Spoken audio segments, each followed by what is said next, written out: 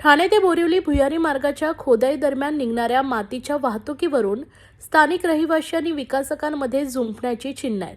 मातीची विल्हेवाट लावण्यासाठी MMRDAने कन्व्हेअर बेल्टचा प्रस्ताव दिलाय. मात्र 90% रहिवाशांची डेडिकेटेड कॉरिडॉरला सहमती आहे.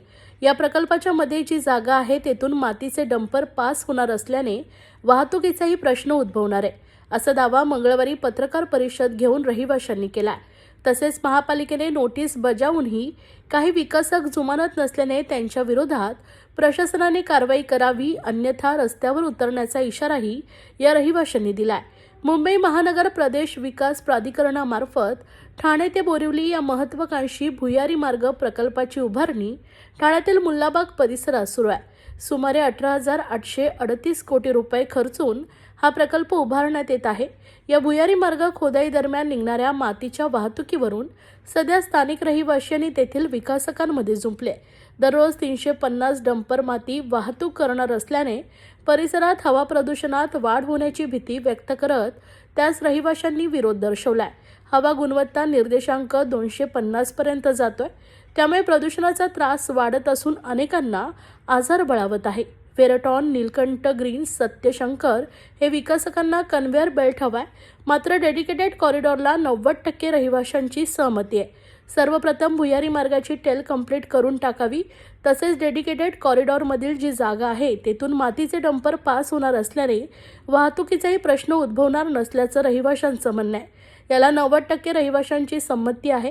या संदर्भात उपमुख्यमंत्री एकनाथ शिंदे आणि खासदार नरेश म्हस्के हे लवकरच या संदर्भात बैठक घेणार असल्याचंही रहिवाशांनी पत्रकार परिषदेत स्पष्ट केलंय. यावेळी शिवसेनेचे नगरसेवक सिद्धार्थ पांडे, राकेश मोदी, आशुतोष शिरोळकर, निवृत्त अभियंता भिडे, धाने, मुजुमदार आणि शरद वासकर आदी रहिवाशी उपस्थित होते.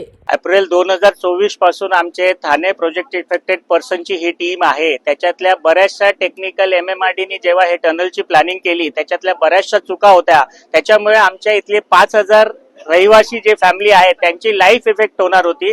त्यासाठी आम्ही सुरुवात केली आणि सुरुवातीला सगळ्यात मोठा विषय होता की अंडरग्राउंड टनल आम्हाला हा सत्यशंकरच्या पुढेपर्यंत अंडरग्राउंड टनल करायला पाहिजे होता आणि ती सगळ्यात मोठी आमची डिमांड होती.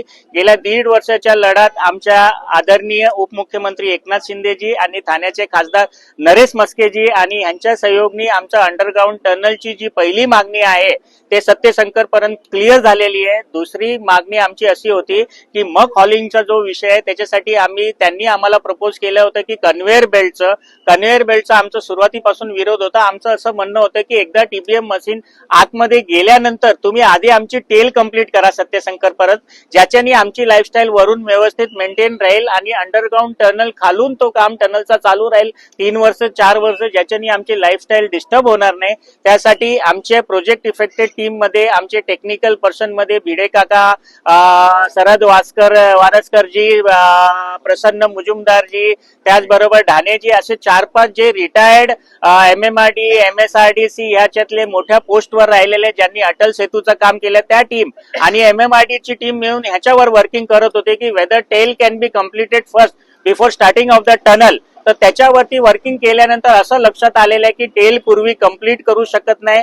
आताही त्याच्या गोष्टीवरती झाले आहे. लेकिन MSRDCने त्याच्यामध्ये आम्हाला एक प्रपोजल असं दिलंय की मधून एक MMRDAने एक प्रपोजल दिलेलं आहे की डेडिकेटेड कॉरिडॉरच्या मार्फत ते ट्रक वगैरेची मुवमेंट करणार. ती ही गोष्ट आम्हाला समजलेली आहे. 90% लोक त्याच्यासाठी तयार आहे, पण 10% आमच्यातले काही लोक आहे त्यांचा या गोष्टीवरती मत विभिन्नता आहे. त्यांना तो डेडिकेटेड कॉरिडॉर समजलेला नाहीये आणि त्याच्यावर आमची वर्किंग चालू आहे. तर एकनाथ शिंदे साहेबांना आम्ही whether the tail has to be completed first, whether conveyor belt किंवा आपल्याला डेडिकेटेड कॉरिडॉर ह्याच्यातला कुठला विषय करायचा त्याच्यावरती आमची वर्किंग चाललेली आहे. पुढच्या 1 महिन्यात शिंदे साहेबांना आज सकाळी या विषयासाठी मी भेटलो. त्यांनी सांगितलं आपण त्याच्यावर वर्किंग करून एक इमिडिएट अधिवेशन संपल्यावर एक मीटिंग लावून त्याच्यावरती जे काय अजून फायनल झालेलं नाहीये की तो डेडिकेटेड कॉरिडॉर आहे की टेल कंप्लीट आहे की कन्व्हेअर बेल्ट आहे ते पुढच्या काही दिवसात क्लिअर होणार आहे. जसंच ते क्लिअर झालं त्याची माहिती आम्ही तुम्हाला देऊ. आता अखेरचा जो सगळ्यात मोठा आमचा विषय आहे, चॅलेंज आहे, तो पॉल्युशनला घेऊन आहे. कधी आमचा AIQ लेवल 250 पर्यंत जातो, कधी 160 पर्यंत जातो. तर या AIQ लेवलला कसं मेंटेन करायचा, इथली लाईफस्टाईल, इथली हवा कशी प्युअर करायची, कारण आमच्यातल्या बऱ्याचशा लोकांना लंग्सचा प्रॉब्लेम होतोय, पॉल्युशनचा त्रास होतोय, आमची लहान मुलांना आम्हाला खिडकी उघडता येत नाही, असे बरेचसे प्रॉब्लेम आहे.